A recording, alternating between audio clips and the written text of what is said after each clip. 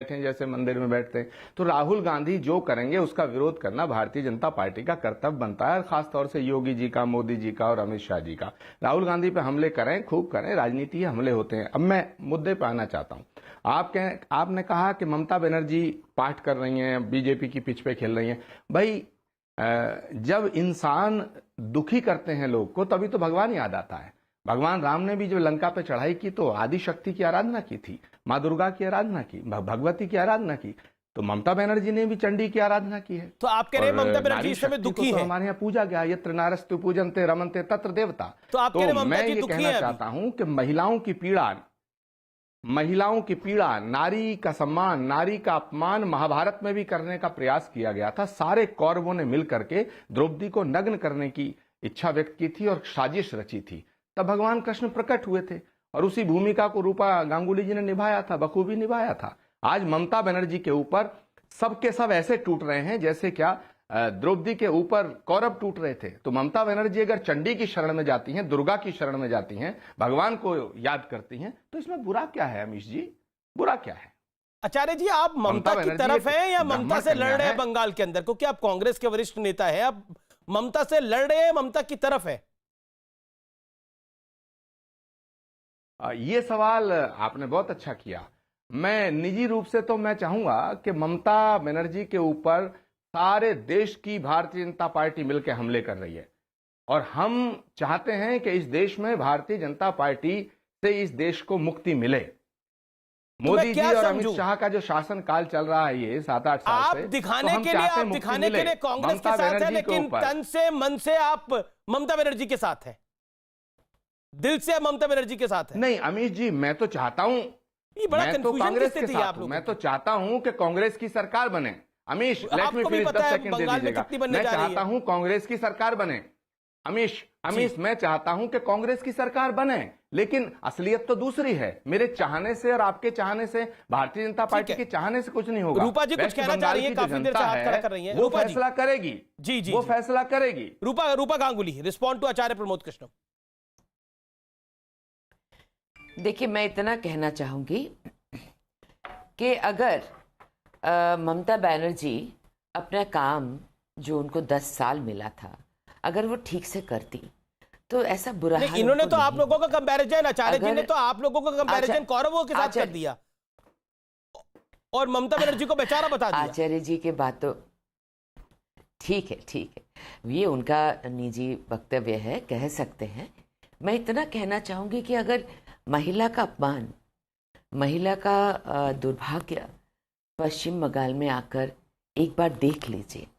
आप अगर कहेंगे कि मैं आपको ये आंकड़ा बता सकती हूँ, एक साल में 35,000 महिला निर्यातन, एक साल का रिपोर्ट 35,000 के ऊपर महिला निर्यातन जिनका कुछ हल नहीं होता।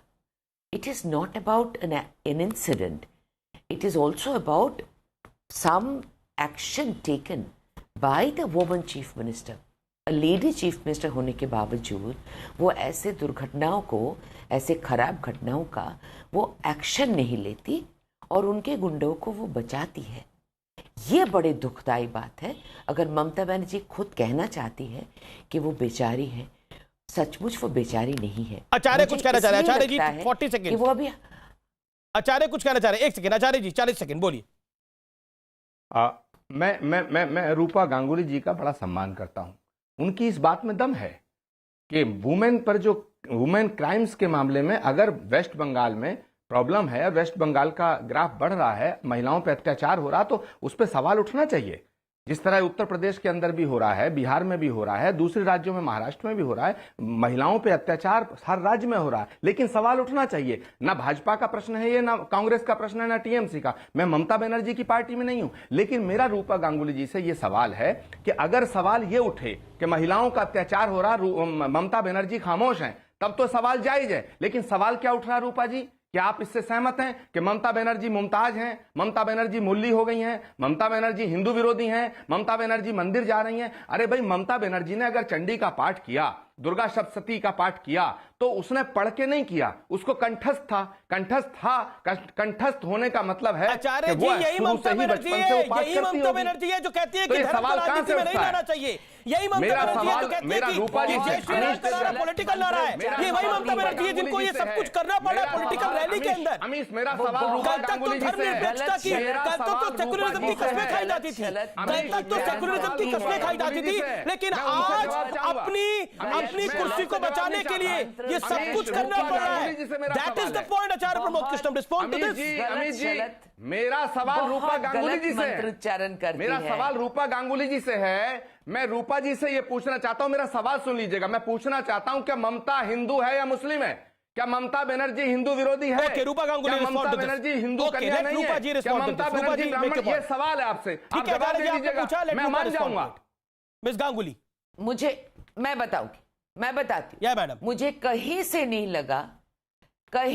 लगा कि ममता हिंदू धर्म को समझ पाई है। वो बैनर्जी पदवी इस्तेमाल करती है, जरूर हिंदू ही होगी, लेकिन हिंदू धर्म को वो कभी समझ नहीं पाई।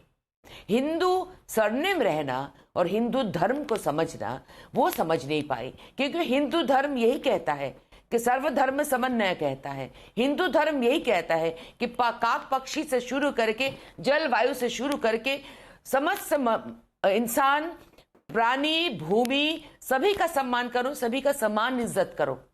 ये हिंदू धर्म का वो सम्मान नहीं कर पाई। अभी हिंदू सरनेम से हिंदू बनने की कोशिश ना करे, यही सवाल है। और मंत्र पाठ की आप बात कर रहे हो, कंठस्थ होने की बात कर रहे हो, मैं आपको ये बताना चाहूंगी, उनकी मंत्र जो है हर बार जो करती है, हर स्टेज से करती है, वो आप सुन लीजिएगा, हर मंत्र गड़बड़ बोलती है। देखिए, ये हंसने वाली बात नहीं है। वो एक मुख्यमंत्री है, उन पर मजाक करना मुझे अच्छा नहीं लगता, क्योंकि वो मेरी पश्चिम बंगाल की मुख्यमंत्री है। वो चाहे मैं उन्हीं के लिए राजनीति करने आई हूं, चाहे उन्होंने पश्चिम बंगाल को ध्वस्त कर दिया, उसीलिए मैं राजनीति में आई हूं। मैं सचमुच दुखी हूं उनके बर्ताव से। मेरे घर के सारे लोग उन्हीं को वोट दिए थे। आप लोग समझ नहीं पाते कि हम जैसे लोग जब राजनीति में आते हैं तो ये बहुत सोच समझ कर ये निर्णय लेना पड़ता है। उनके खिलाफ बोल के मेरा क्या फायदा? आप मुझे बता दीजिए, मैं भारतीय जनता पार्टी के कार्यकर्ता हूं, इसलिए मुझे उनके खिलाफ बोलना पड़ेगा? तो मैं तो ऐसा नहीं हूं कि हर वक्त उनके खिलाफ बोलती रहती हूँ, नहीं बोलती, मुझे अच्छा नहीं लगता। वो एक लेडी है, जब उनको आघात लगा था बहुत लोगों ने बहुत सारा कुछ बोला, लेकिन मैं रूपा गांगुली पहले दिन से बोला कि उनकी आंखों से लग रहा है उनको दर्द पहुंचा है।